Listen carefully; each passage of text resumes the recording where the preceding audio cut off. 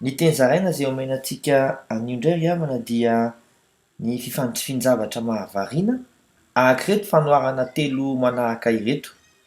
Tany amin'ny faritra Atsinanana no nametrahan'ny Tompo any Adama tao Edena.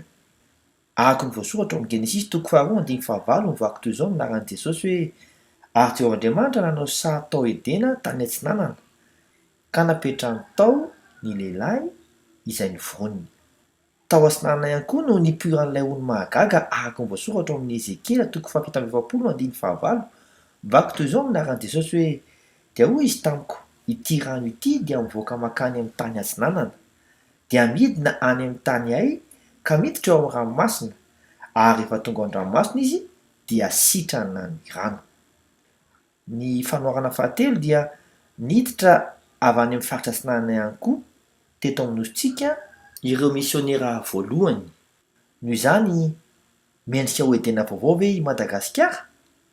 Mandra-pioana tompoko.